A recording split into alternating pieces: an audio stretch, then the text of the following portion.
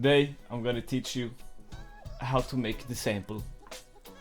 I promised for a long time I was gonna make this, so today we're gonna do it. Alright, so first thing you do is you open FL Studio. If you ain't got FL Studio, get FL Studio. Second thing you do, oh shit, hang on. Alright, so first things first. You want to make sure nothing is on any of your mixers because this will make your life easier in the beginning. Second thing you want to do is open a mixer track. So you go here to this thing. And then you select, instead of putting your sampler on the master, quick thing which will save you a lot of time, is you just open your sampler on one of your mixers. So like let's say 1. Then you go to Edison. Open that up. Alright, now there's two ways you can drag sampler, and you can just drag it in from wherever you got it, or you can click here and select like where you want to bring it in from. Alright, so alright, so you click on the big blue thing and you select the sample that you want to sample. Alright, that was the hard part. Now we get down to it. So I've chosen this sample because it's kind of basic and it's gonna be pretty fucking easy to sample. Sometimes you get like samples that are in 1.3 or 1.6 or whatever you call it, and I'll show you that after, but it requires a little more creativity to work with. Alright, so well, first thing you're gonna do is you're gonna listen to it and you're gonna try and find the downbeat. So the downbeat is like you got 1, 2, 3, 4, 1, 2, and in a measure of 1, 3, it would be 1, 2, 3, 1, 2, 3, and a lot of oldies, like a lot of like Motown and like, you know, like oldie songs, they're in 1, 3.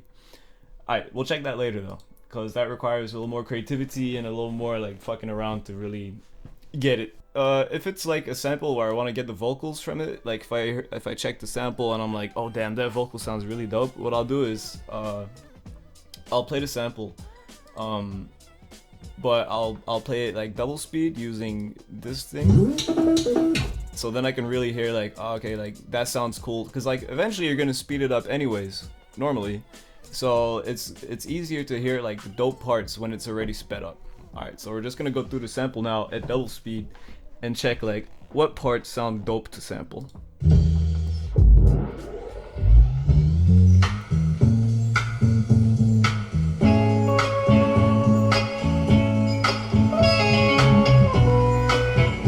A few inches later. Alright, so we got a part here and another part. There's like 2 parts I heard that's like, this is gonna be dope. Like, so let's check it out.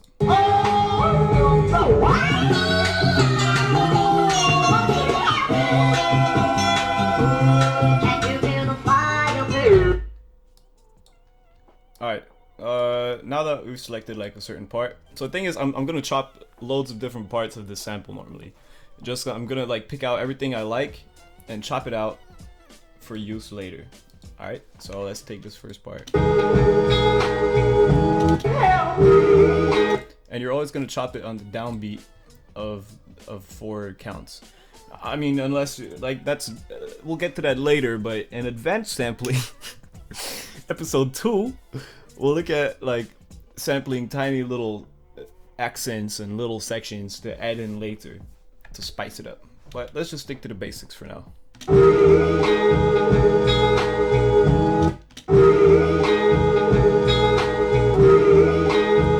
And also, to minimize clipping, you want to make sure you cut where this wavy thing is the closest to the straight line.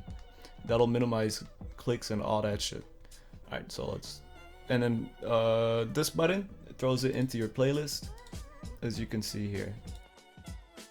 Ready for editing and all that. Alright, let's go back and chop more samples. Oh, yeah, and also because like this older music isn't made in like music production software, it's all made with acoustic instruments, so a lot of the time it's never gonna stay perfectly on beat, which is why you always gotta make small chops to make sure that it always stays on beat.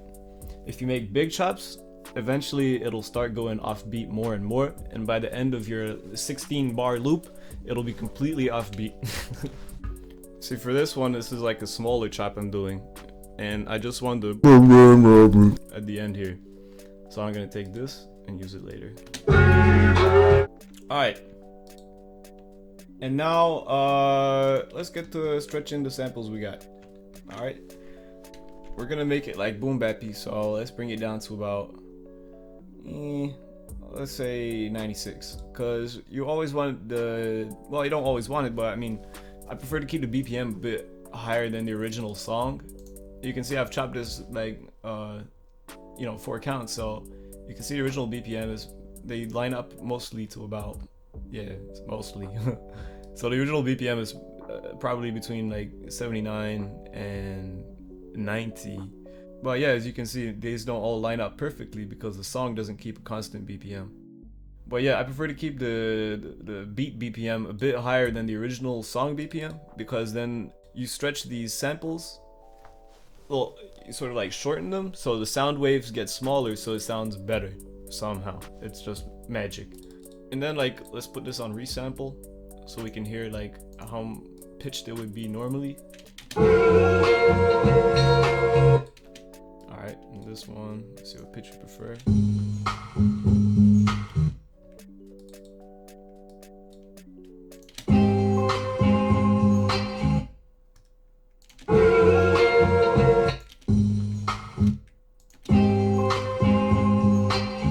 Yeah, that one sounds cool. So let's put the pitch up a little bit. When you're pitching samples, you usually want to get it on a round number like 400, 500, 600, because anything in between is not going to be on key with any other instruments or bass you put in. However, some old songs won't be perfectly tuned to this because they used to tune songs differently back in the day. You can go look that up. It's a whole crazy thing. Why?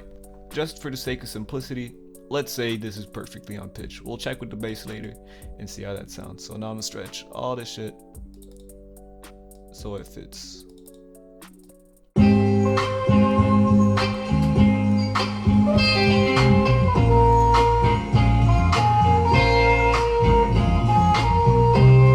And as you can see, because I put my sampler on track mixer track number 1, now all these samples are already routed. As you can see here, they're already routed to this mixer channel, which means now we can just put effects and we don't have to go rerouting all those samples to the same channel. It's already there, so it saves you some time. Next thing I'm gonna do is put like a sort of like sidechain effect. This will just smoothen the sample out once you got the drums on it. So I'm gonna go with basic 3 to create this thing. Let's see, so we want it to go down here but stay up here, so when the snare hits, it doesn't like it doesn't go away when the snare hits. Sometimes yes, sometimes no, it depends. To add a dot on this, you just right click and it adds a dot. And then if you want to get it smoother, like fade away sooner or later, you take this little bubble here in the middle and you pull it up or down. So I want it to not fade away too much, just a tiny little bit.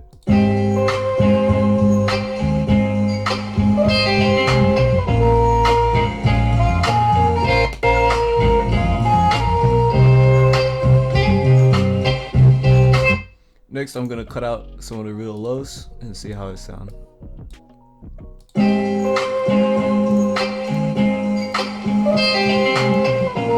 Alright, to demonstrate like why I chopped it so small, I'm gonna take the same section of the sample, but this time I'm not gonna chop it small.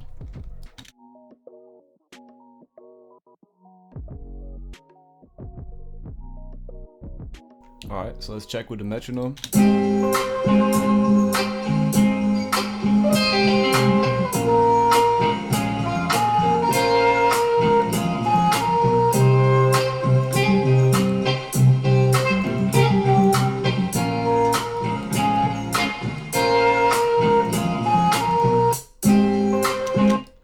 Alright, and then this is the big chop.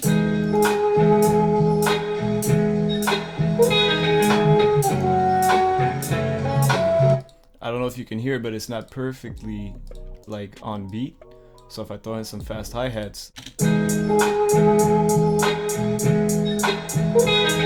you can hear it's immediately quite off beat, whereas this one is supposed to be a lot more on beat.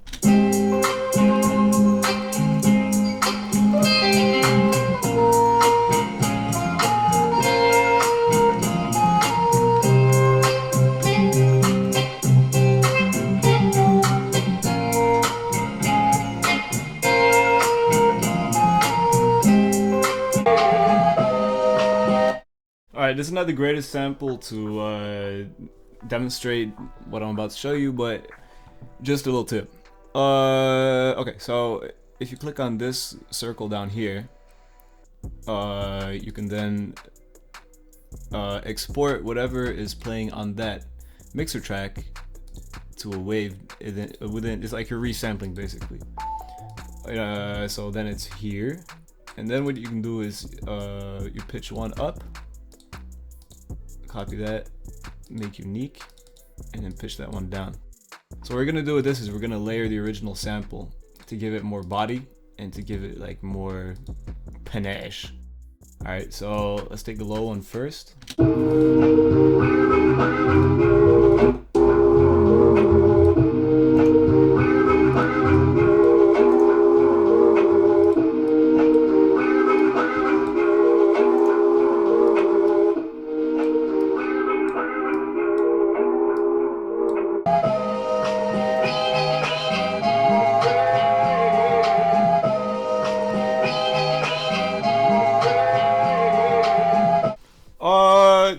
You know what? That's gonna be it for basic sampling part 1.